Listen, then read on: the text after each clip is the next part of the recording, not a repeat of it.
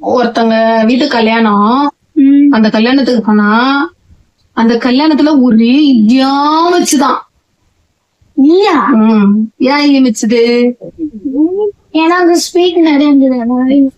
அப்ப ஸ்வீட் இருக்கிற இடத்துல மட்டும்தானே ஈமிச்சிருக்கணும். எதுவுமே எல்லா இடத்துலயும் ஈமிச்சுது.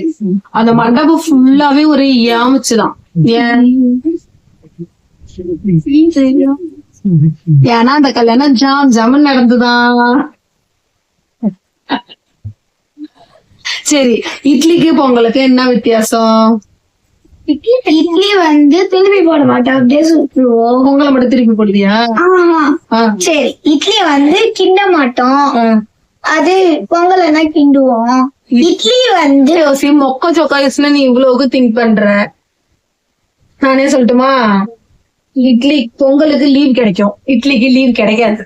ஏன்? பொங்கல் ஃபங்க்ஷன் லீவ் கொடுப்பாங்க, இட்லிக்கு யாராவது லீவ் கொடுக்குறாங்களா? எப்பயாவது நம்ம இட்லி சொல்லும் போது அதுக்கு லீவு. அப்படி இல்ல, பொங்கல் வந்து ஒரு ஃபெஸ்டிவலா கொண்டாடுறாங்க, அதனால அங்க லீவ். இட்லி ஒரு ஃபெஸ்டிவல் கொண்டாடுறது, அதுதான். அது புரிஞ்சுக்கல பாரு. சரி, 6 சேர்ந்தா என்ன வரும் சொல்லு? படிக்கிற பிள்ளை தானே. 6 சேர்ந்தா வெள்ளம் 2 வரும். 2 ஆன்சர் வரும். சொல்லு. 12 வெள்ளம். 6 சேர்ந்தா என்ன வருதுன்னு கேட்டா பெருக்கணும், கழிக்கணும், கூட்டணும்னு சொன்னா நீ சொல்லணும். அததான் நான் சொல்றேன். 2 ஆன்சர் வருமா?